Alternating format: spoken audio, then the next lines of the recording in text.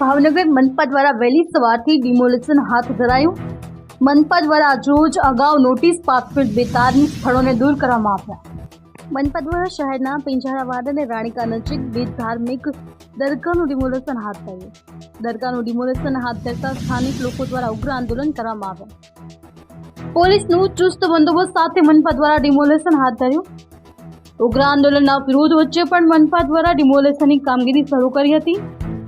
મનપા દ્વારા આવનારા સમયમાં ભાવનગરમાંથી હજુ પણ અનેક નડતરરૂપ ધાર્મિક દબાણો દૂર કરવામાં આવશે તેમ જણાવ્યું। અશ્વિન ગોયલ, ઝી ન્યૂઝ, ભાવનગર।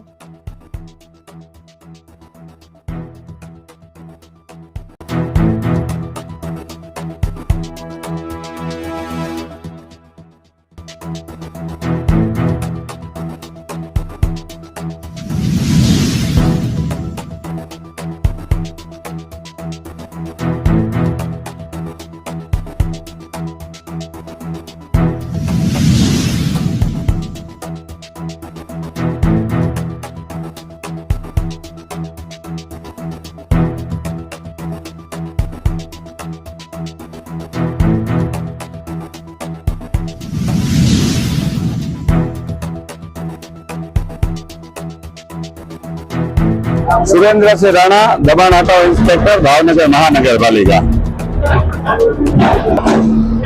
नामदार सुप्रीम कोर्ट की मार्गदर्शिका अनुसार गुजरात हाईकोर्ट में पण एक पिटिशन थयेली ए अंतर्गत गृह विभागे एक ठराव करेल ने धार्मिक दबाणों ने दूर करवा माटे आ ठराव करेल एना मार्गदर्शिका महानगरपालिकाए ध्यान आपी अने महानगरपालिकाए 7 सभ्योनी कमिटी बनावी अने एक शहरनी अंदर 393 धार्मिक दबाणो जे रोड रस्तानी वच्चे बनेला होय, अड़चनरूप होय, गैरकायदेसर होय एने चिन्हित करेला।